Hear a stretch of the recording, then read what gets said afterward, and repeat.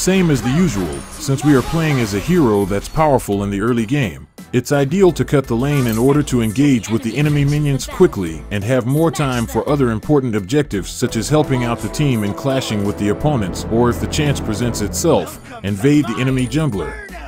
This is a very important strategy since it usually dictates how the rest of the game will unfold.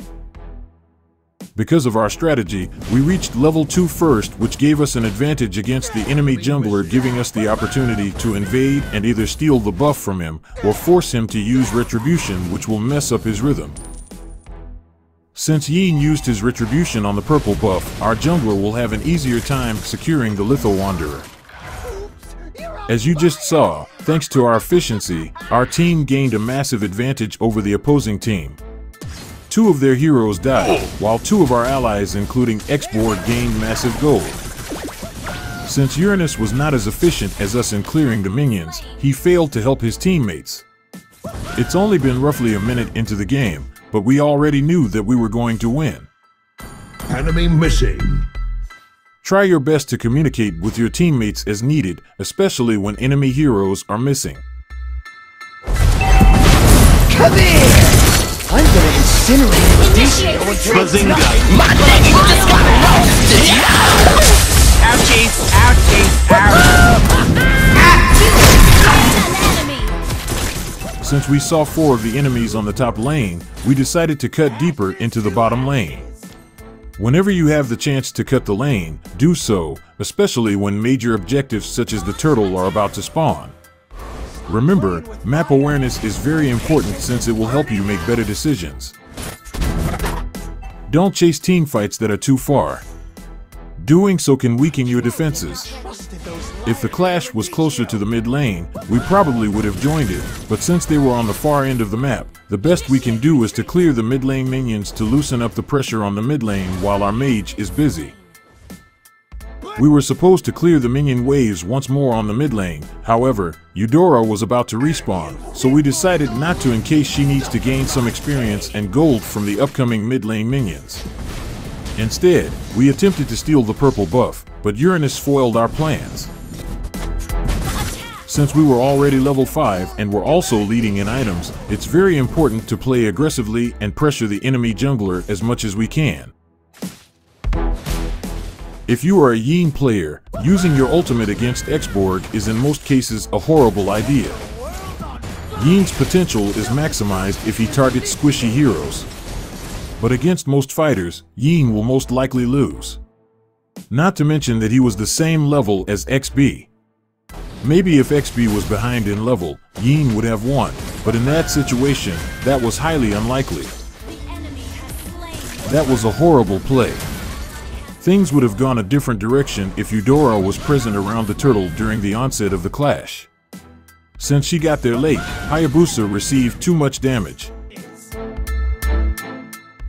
We had another opportunity to cut the lane, so we went ahead and took it.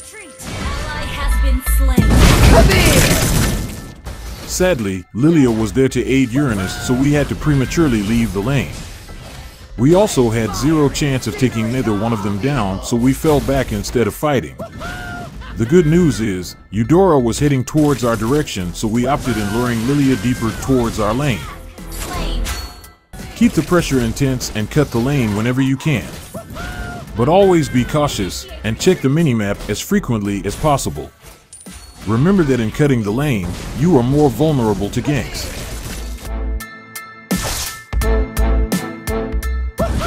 We saw Atlas fairly close to us, so we went ahead and engaged the enemies. Sadly, Atlas items and level were not enough to protect him from their attacks, and he lost HP fairly quickly. Atlas was falling behind way too much.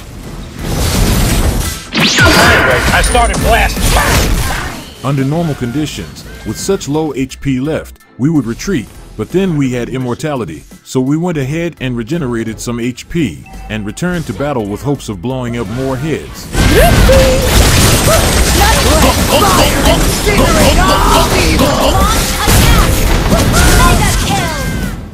Since Uranus was busy in the mid lane, this was our chance to take the bottom outer turret down.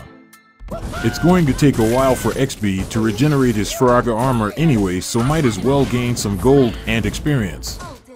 Efficiency is key. Don't stay too long in one area doing nothing.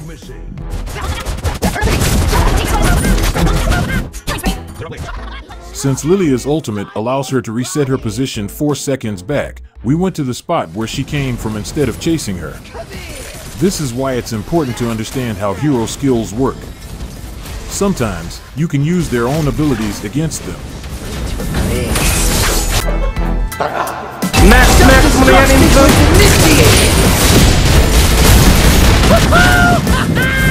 Let me add some warmth to Erudicio!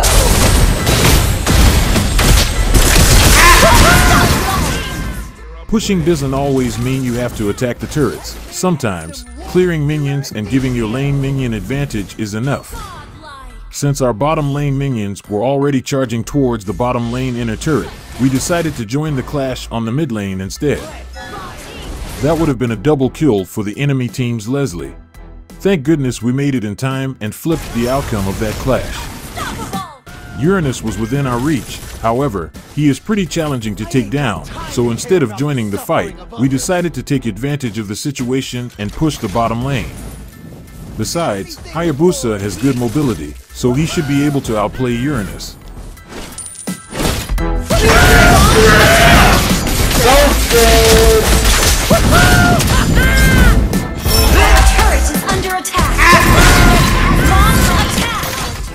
We were a bit too cocky and didn't expect Leslie was capable of dealing such damage. In fact, we weren't expecting her to be there considering that it was a bad position for a marksman to be in. Was her death worth it though? In our opinion, it wasn't. The gold she earns from minions is far greater than the gold she can earn in killing a hero. Instead of putting herself in a bad position just to get a kill, she should have recalled back to base and cleared out the minions on the top lane.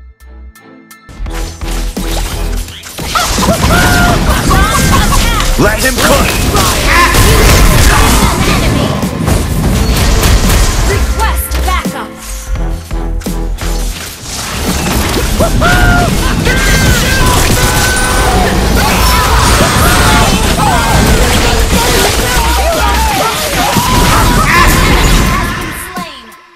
Under normal conditions, we would have either recalled back to base or regenerated Faraga armor from the nearby jungle monsters. However, there were only roughly 10 seconds remaining before immortality replenishes, so we went ahead and pressured the bottom lane.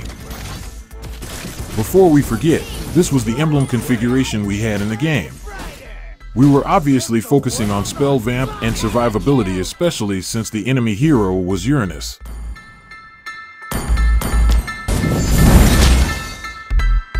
Let me add some warmth to Erudicio! Self-destruction was initiated!